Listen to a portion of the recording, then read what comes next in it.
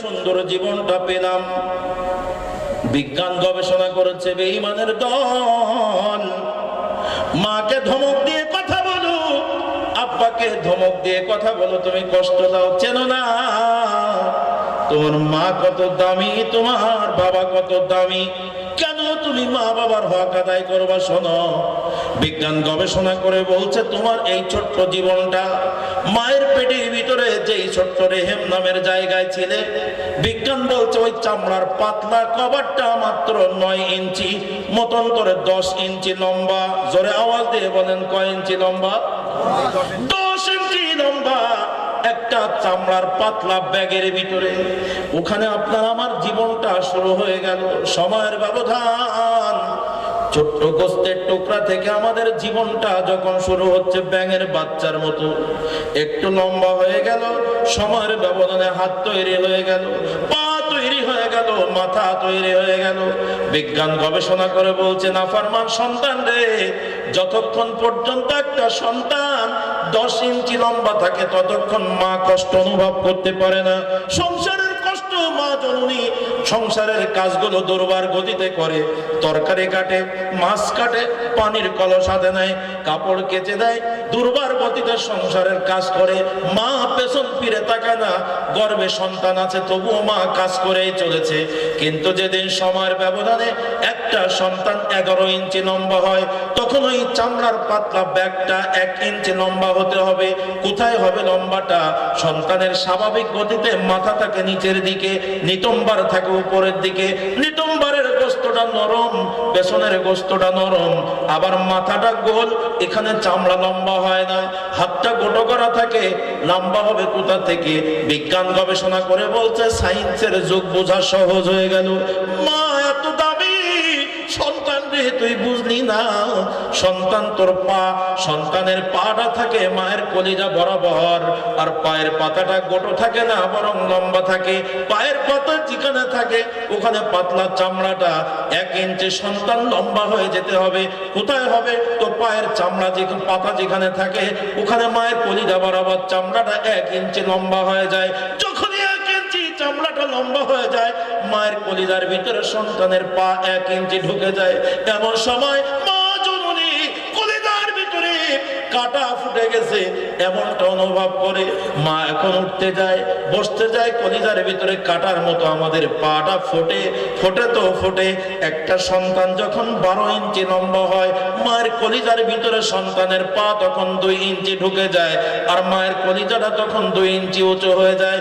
মা জননী এখন আর আগের মতো রান্না করতে বসতে পারে না, মার আর নরম কাজ করতে পারে না, মার তরকারি কাটতে পারে না। মা এখন কেন যেন আর নিচু হতে পারে না। ওভারঅল আল্লাহু আকবার, একটা সন্তান যখন 13 ইঞ্চি লম্বা হয়, মায়ের কলিজার ভিতরে সন্তানের পাটা 3 ইঞ্চি ঢুকে যায়, মায়ের কলিজাটা 3 ইঞ্চি উঁচু হয়ে যায়। এখন আর মা নিচের দিকে তাকাইতে পারে না। সংসারের লোকজন মায়ের পরে দরদ করে কাজ থেকে ফারেক করে দেয়। তোমার আর পানি আনা লাগবে না, তোমার আর কলস নেওয়া লাগবে না, তোমার আর কাপড় কাচা লাগবে না। দয়ার চোখে সবাই দেখতে শুরু করে দেয়। আপনার আমার মা এমন সময় কষ্ট অনুভব করে আপনাকে আমাকে পেটে নিয়ে আল্লাহু আকবার নিজের খাবার খাওয়ার জন্য, খানাটা খাওয়ার জন্য একটা প্লেটে খাবার নাই, মার নিচে প্লেট থেকে খাইতে পারে না, বরং প্লেটটা মুখের কাছে নিয়ে এসে মা খানা খায়।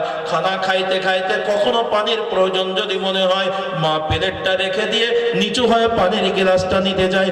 যখনই নিচু হতে যায় তখন আমাদের পাটা মায়ের কলিজার সাথে চাপ লাগে, আর আমরা পা পেয়েছি, হাত পেয়েছি, দুনিয়ায় আসার শুভক্ষণ আমাদের হাতছানি দিয়ে ডাকছে।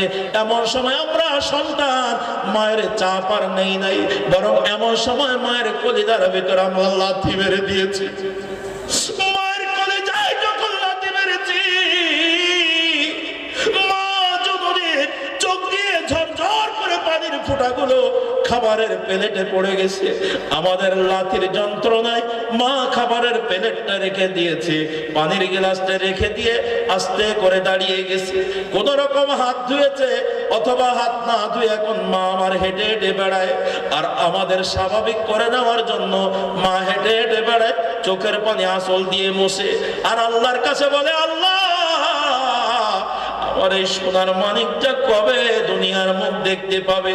পা দিয়ে লাথি মেরেছি, বিজ্ঞান গবেষণা করে বলছে বেঈমান সন্তান রে, এভাবে লাথি ছোট আর বড় কমপক্ষে 4000 থেকে 4500 বার একটা মায়ের কলিজায় লাথি না মারা পর্যন্ত সুস্থ শরীরের একটা সন্তান দুনিয়ার মুখ দেখে না। এতবার লাথি মারার পরও আপনার আমার মা কোনদিন আপনার আমার জন্য বদদোয়া করে নাই, একটা বার বলে নাই আল্লাহ গো যেই পা দিয়ে আমাকে লাথি মারলো এই পা যেন লুলা হয়ে ল্যাংড়া হয়ে দুনিয়ার মুখ দেখে। বরং না, মা জননী আল্লাহর কাছে বলে আল্লাহ কবে আমার কলিজার টুকরা সন্তান এই দুনিয়ার মুখ দেখবে। এই মর্মে হাজার ব্যথা উপেক্ষা করে মা চলছে তো চলছে। এমন সময় বাড়ির লোকজন দয়ায় পড়ে যায়, ডাক্তারের কাছে নিয়ে যায়, পরীক্ষা নিরীক্ষা করে আল্ট্রাসোনোগ্রাফি করে ডাক্তার বলে দেয় মা তোমার গর্ভের সন্তান নরমাল ডেলিভারির জন্য এখনো 15 দিন সময় লাগবে। তো আপনার আমার মা কোনো অবস্থাতে ধৈর্য হারায় নাই। মা আমার ডাক দিয়ে বলে ডাক্তার আমার কলিজার টুকরা সন্তান যদি সুস্থ শরীরে দুনিয়ায় আসতে আরো 10 দিন বেশিও লাগে, আমি মা কোনো অভিযোগ নাই। আপনার আমার মা আপনাকে আমাকে গর্ভের মধ্যে করে এত কষ্ট যখন অনুভব করেছে, বিজ্ঞান গবেষণা করে বলছে নাফরমান রে ওয়াসাইনাল ইনসানা বিওয়ালিদাইহি হামালাতুহু উম্মুহু ওয়াহনান আলা ওয়াহনি ওয়া ফিসালুহু ফি আমাইনি আনিশকুর লি ওয়া লিওয়ালিদাইকা ইলাইয়াল মাসির। বেঈমানের দল, আমার আল্লাহ বলছেন খবরদার আমি আল্লাহর সাথে নাফরমানি করবি না, মা বাবার সাথে নাফরমানি করবি না। তোর মা কষ্টের পর কষ্ট সহ্য করে ওয়াসাইনাল ইনসানা বিওয়ালিদাইহি হামালাতুহু কুরহা ওয়া ওয়াদাতুহু কুরহা। তোর মা তোকে কষ্টের পরে কষ্ট সহ্য করে গর্ভে ধারণ করে রেখেছে। এ সন্তান রে নাফরমান রে খবরদার বেঈমানি করিস না, আমি আল্লাহর কাছে কিন্তু দূরে ফিরে আসতেই হবে। আমার ভাইজান বোঝার জন্য সহজ করে নিয়ে চলে যায়। সময়ের ব্যবধান, আমাদের দুনিয়া আসার শুভক্ষণ যখন তৈরি হয়ে গেল, লক্ষণীয় বিষয় আমাদের বডিটা ওই গোস্তের টুকরা থেকে আস্তে আস্তে করে সময়ের ব্যবধানে 100 গ্রাম 500 গ্রাম 1000 গ্রাম 1 কেজি 2 কেজি 3 কেজি 4 কেজি পর্যন্ত সন্তান আমি এই দুনিয়ার জমিনে দেখেছি। বোঝার জন্য সহজ করে স্বাভাবিক গতিতে 2.5 কেজি 3 কেজি 3.5 কেজি একটা সন্তান। আপনারা এখানে যারা আছেন নিজের বডিটা খুব ভারী, গায়ে খুব শক্তি বেশি, ইচ্ছা করলে মায়ের উপরে আঘাত করো, জবান দিয়ে বড় কথা বলো, বাবাকে আঘাত করো, কিছুই মনে করো না। বেঈমান রে তোর গায়ে শক্তি বেশি, তোর বডিটার দিকে তাকা। তোর ওই বডিটা যখন 2.5 কেজি 3 কেজি 4 কেজি ওজন বডিটা ছিল যত বড়, এই পৃথিবীতে আসার রাস্তাটা ছিল সেই তুলনায় অনেক ছোট। স্পর্শকাতর ছোট্ট একটা রাস্তা দিয়ে তোর মা নামের আল্লাহু আকবার নিয়ামত তোর মতন বেঈমানটাকে নরমাল ডেলিভারি যেদিন করেছে, বিজ্ঞান গবেষণা করে বলছে নাফরমান সন্তান রে, একটা সন্তান যদি মা নরমাল ডেলিভারি করে ওই দিন মা জননী সন্তান ডেলিভারির কষ্ট অনুভব করে কমপক্ষে 45 ইউনিট 45 ইউনিট 45 ইউনিট। নরমাল ডেলিভারিতে মা ব্যথা পায় 45 ইউনিট। এই ব্যথাটা এত বড়, মা জননী যখন ডেলিভারি পেইন উঠে যায়, মা তার স্বামীর গলাটা জড়িয়ে ধরে, প্রাণের স্বামী হয়তো আর তোমার ঘরে ফিরে আসতে পারবো না। স্বামীর গলাটা জড়িয়ে ধরে আল্লাহু আকবার, কানের দুল খুলে দেয়, গলার হার খুলে দেয়, হাতের চুড়ি খুলে দেয়, নাকের নাক ফুলটা রেখে দেয়। একটু আশা থাকে স্বামীর ঘরে ফিরে আসবে, গহনাগুলো স্বামীর হাতে তুলে দেয়, প্রাণের স্বামী বিদায় দাও, আর হয়তো তোমার ঘরে আসতে পারবো না, আর হয়তো তোমার সাথে দেখা হবে না, বিদায় দাও রে। স্বামীর কাছ থেকে শেষ বিদায় নিয়ে মায়ের কাছ থেকে বিদায় নেয়, বাবার কাছ থেকে বিদায় নেয়, পরিবারের সদস্যদের কাছ থেকে বিদায় দেয়। বরং সংসার জীবনে চলতে প্রতিবেশী অনেক মানুষের সাথে কোনো কারণে দ্বন্দ্ব যদি হয়ে যায়, ওই 70-এর কাছ থেকে একটা মা ক্ষমা চাইতে বিন্দু পরিমাণ পরিমাণ দ্বিধাবোধ করে না। শেষ বিদায় নিয়ে সবার কাছ থেকে ক্ষমা চেয়ে মা যখন ডেলিভারি রুমে চলে যায়, বিজ্ঞান গবেষণা করে বলছে ওই সময় ও সন্তান বেঈমান রে, তুই তোর মাকে চিনলি না। মায়ের কবরের পাশ দিয়ে তোর যাইতে মন চায় না, বাবার কবরের পাশে যাইতে একটা বার তোর মায়া লাগে না। বাবার কবরের পাশ দিয়ে যখন যাস, বাইকটা এত জোরে চালাস কেন রে? একটু তাকা, তোর বাবা তোর জন্য কত কষ্ট করেছিল। বেঈমান রে, তোর মায়ের কবরের পাশ দিয়ে যখন তুই যাস, একটা বার তাকিয়ে দেখ ওই দরদি মা তোর জন্য কত কষ্ট করেছে। সহজ করে নিয়ে চলে যায় পানি মাপার জন্য যেই মাপ যন্ত্র ব্যবহার করা হয় এটার নাম হলো লিটার। ভাইজান, জ্বর মাপার জন্য যেটা ব্যবহার করা হয় ওটার নাম থার্মোমিটার। কাপড় মাপার জন্য যেটা ব্যবহার করা হয় মাপ যন্ত্রের নাম হলো মিটার। আর ব্যথা মাপার জন্য যেই যন্ত্র ব্যবহার করা হয় এটার নাম হলো ইউনিট। এখানে যারা সায়েন্সের ছাত্র আছেন, যারা সায়েন্সের গবেষণা লেখাপড়া জানেন, আপনারা জানেন ব্যথা মাপার মাপ যন্ত্রের নাম হলো ইউনিট। আপনার আমার মা, আপনার আমার মতন বেঈমান সন্তান মাকে মা মনে করলেন না, মূল্যহীন করে স্ত্রীর সন্তানকে নিয়ে পাগল পারা হয়ে গেছে। হে বেঈমান রে, তোমার মতন বেঈমান সন্তানকে নরমাল ডেলিভারি করতে যাইয়া আপনার আমার মা ব্যথা পেয়েছে কমপক্ষে 45 ইউনিট। কথা বুঝে আসছে? এটা বলে দিলাম আর আপনি চলে গেলেন, মেপে পারবেন না। অনেকেই জানেন না ইউনিটের গুরুত্ব কত। এখানে যাদের হাত ভেঙেছে, পা ভেঙেছে, ব্যথা হয়েছে, এটাকে অনুমান করেন 45 ইউনিট কাকে বলে।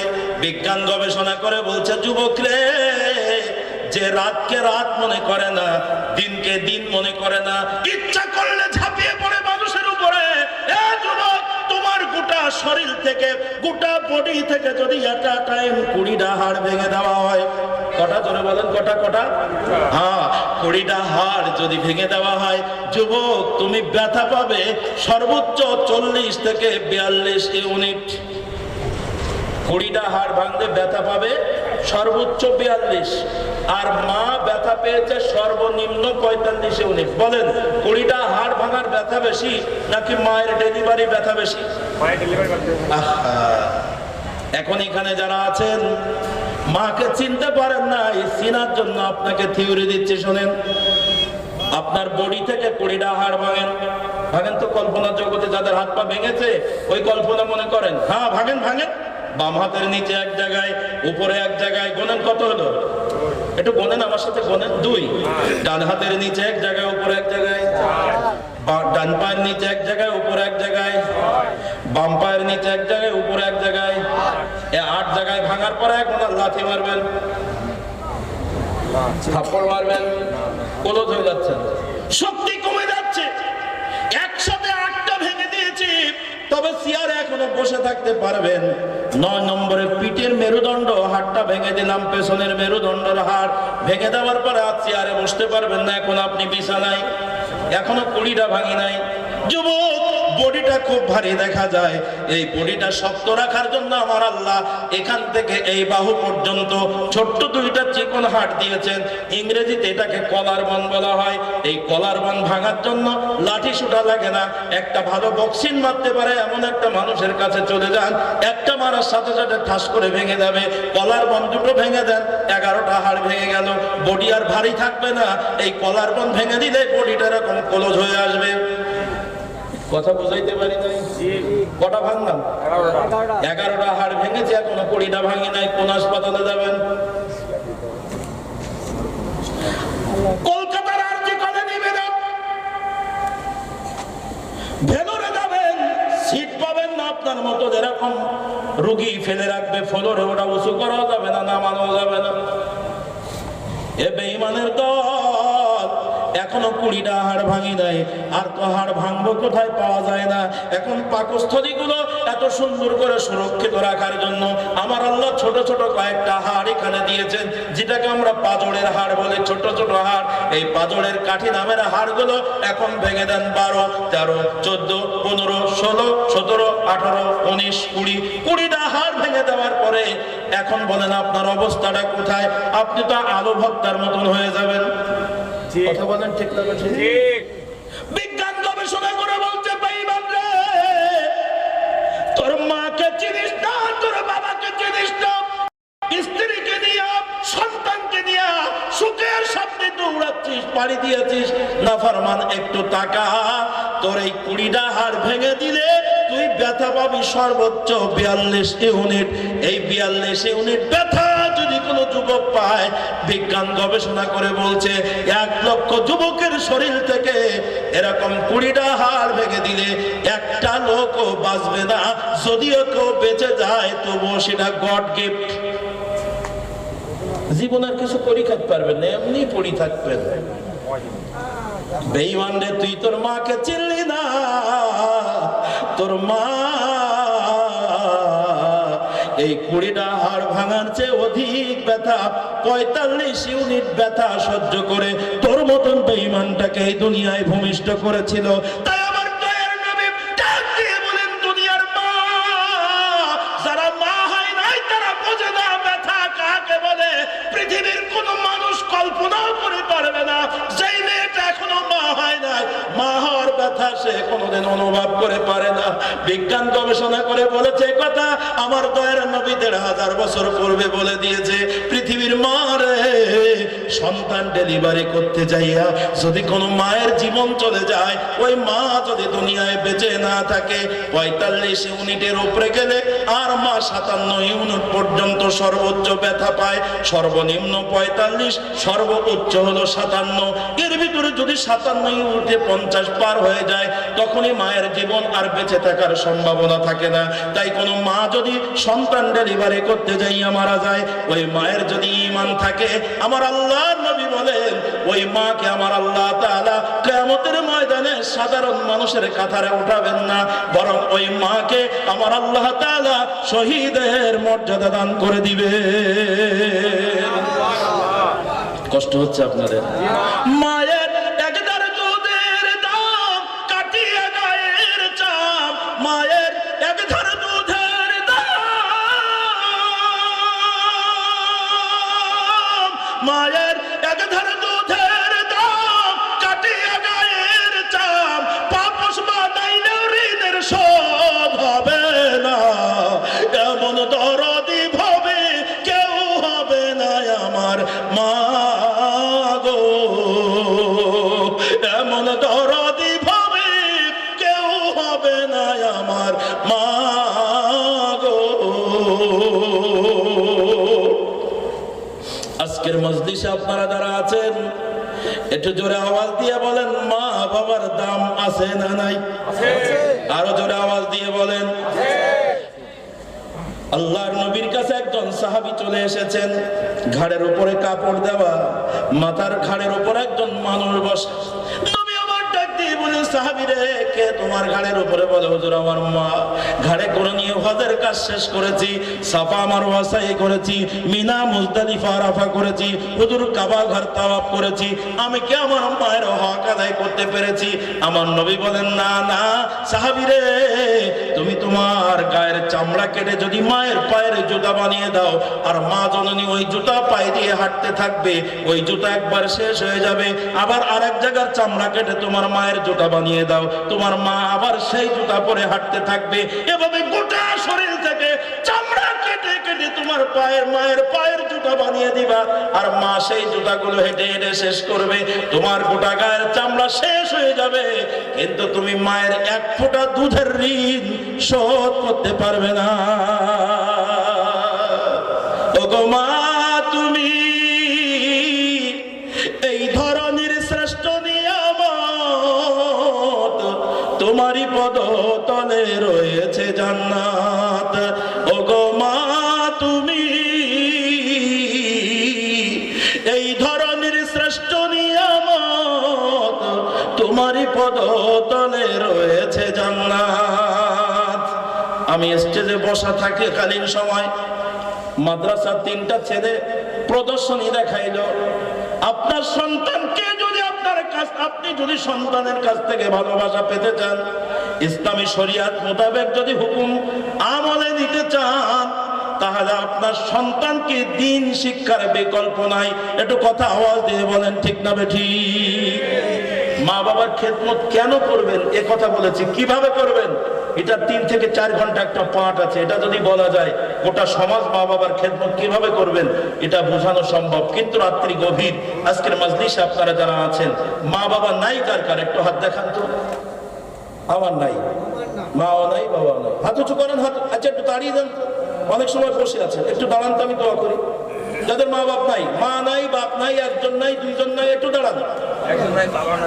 যাদের মা বাবা নাই একটু দাঁড়ান। চাচা বসে আছেন কেন? দাঁড়ান, কোমর ঠিক হয়ে যাবে। আর আমি একটু দেখি নাই ওপর থেকে। দাঁড়ান দাঁড়ান দাঁড়ান দাঁড়ান দাঁড়ান দাঁড়ান দাঁড়ান। মা বাবা নাই, মা বাবা নাই, এর সবাই হাত উঁচু করে দেন। আল্লাহর দিকে হাত, আসমানের দিকে, আসমানের দিকে হাত উঁচু করে দেন। সবাই মা বাবার জন্য দোয়া করেন। বলেন রব্বির রহমহুমা, বলেন বলেন বলেন রব্বির রহমহুমা কামা রব্বায়ানি সগীরা। সবাই জোরে জোরে রব্বির রহমহুমা কামা রব্বায়ানি সগীরা। বসেন। দোয়া করেছেন তো সবাই? মা বাবা জীবনের যারা হারিয়ে ফেলেছেন আর তো ফেরত পাবেন না। পাবেন কি?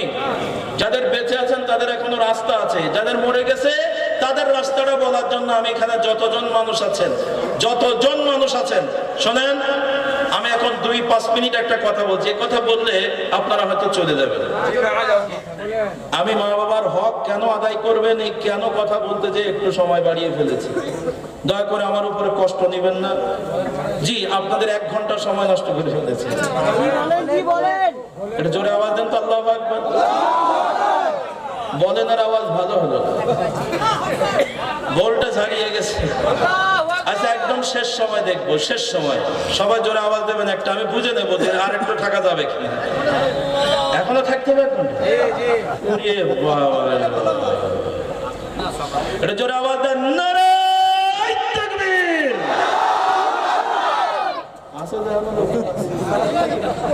যেগুলো আছে একদম পাকা আমের মতন, ওই ফুলো আমের মতন না। হ্যাঁ হ্যাঁ জি ভাই, এখানে যতজন মানুষ আছেন, আচ্ছা আমাদের 3টা না 4টা বাচ্চার পাগড়ি দেওয়া হলো, এরা হাফেজ হয়েছে। আচ্ছা আপনাদের এদিকে কোরআন শরীফ কয় পারা? এদিকে 30 পারা, আমাদের ওইদিকেও 30 পারা। মাশাআল্লাহ। যেই কোরআন থেকে আমি এতক্ষণ কথা বলেছি, শোনেন এখানে অনেক আলেম ওলামা আছেন। আমি যদি কোরআনের যে আয়াত পড়েছিলাম ওই আয়াতের বাইরে যদি অপ্রাসঙ্গিক কোনো কথা বলে থাকি, বিশ্বাস করেন আমাকে ধরিয়ে দেবেন, সারা জীবন আমি আপনাকে উস্তাদের মর্যাদা দেব। এখানে যত মানুষ আছেন শোনেন, কেউ যাবেন না। আমি 2টি কথা বলছি। এই মা বাবা আপনাদের কাছে দামি, এটা মাত্র মনে হলো অনেকে, এভাবে বুঝতে পারেন নাই মা এত দামি, বাবা এত দামি। তো কোরআন শরীফ 30 পারা, জোরে বলেন। আর বলেন কয় পারা? 4টা ছেলের মাথায় সম্মানের পাগড়ি দেওয়া হয়েছে। এই 30 পারা কোরআনের সম্মানে মা আর কোনোদিন খাইতে আসবে না, বাবা আর কোনোদিন খাইতে আসবে না, বরং আপনি যেই বাড়িতে আসেন ওটা আপনার বাবার দেওয়া সম্পদ। লক্ষ লক্ষ এই কি ব্যাপার, পানি চালাচালি করলে সবার দিতে হতো। ওয়াজ করছে আমি আর পানি পিপাসা দেখি, গরু গোস্ত বেশি। ও খাওয়া দাওয়ার ওখানে একটু গোস্ত গরু মানে বাড়ি। এদিকে তাকান। জি বলছিলাম, আপনি যেই ভিটা বাড়িতে বসবাস করেন ওটার খতিয়ান মিলিয়ে দেখেন, অধিকাংশ মানুষের আমরা বাবার রেখে দেওয়া সম্পত্তির উপরেই বসবাস করি। কথা বলেন ঠিক না বেঠিক? আচ্ছা যদি বাবার রেখে দেওয়া ওই ভিটা বাড়িটা কিনা লাগতো তাহলে কয় লাখ টাকার দরকার হতো আপনি জানেন? আপনার ভিটা বাড়িটার দাম কত? আপনার বাবা আপনার জন্য লক্ষ লক্ষ টাকার সম্পদ রেখে কবরে ঘুমিয়ে গেছে।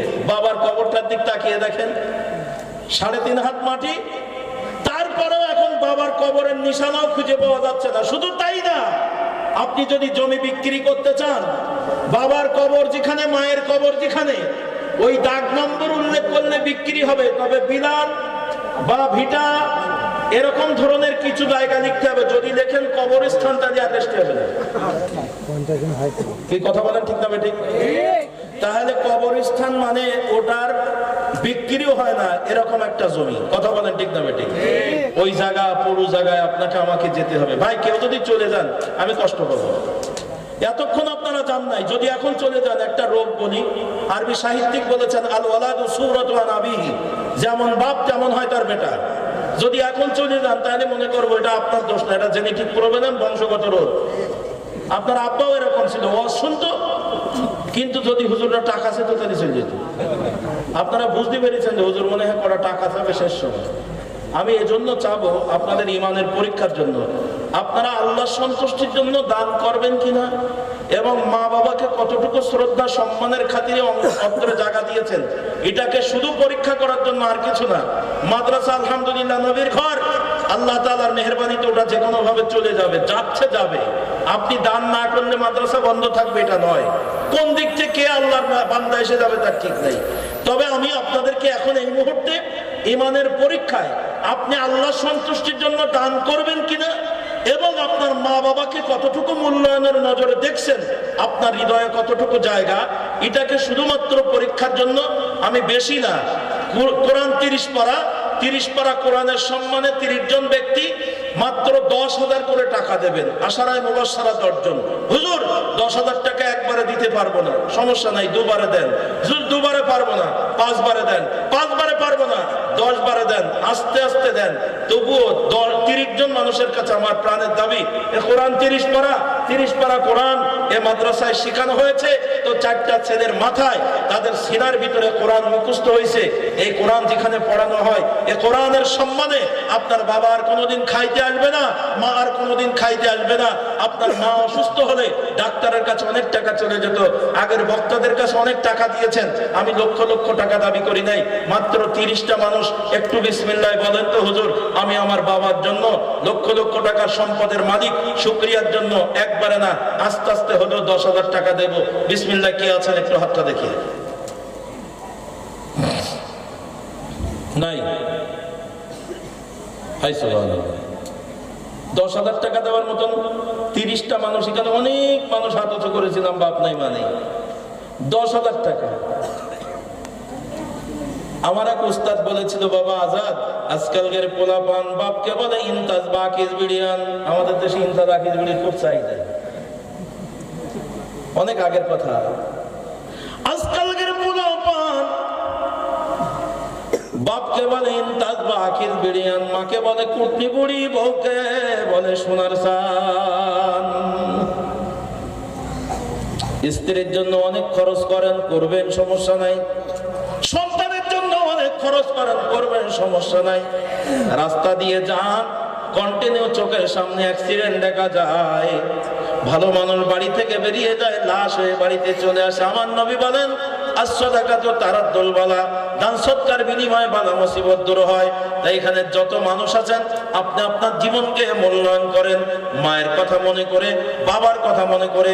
মাত্র 30টা মানুষের কাছে আমি কোরআনের জন্য হাত পেতেছি। আপনাদের কাছে যত মানুষ আছেন, এর ভিতর থেকে বিসমিল্লাহ করে একজন বলেন কে আছেন? হুজুর আমি 10,000 টাকা দেবো ইনশাআল্লাহ। কই দেখি, কই আছেন? মাশাআল্লাহ। কি নাম বাবাজি?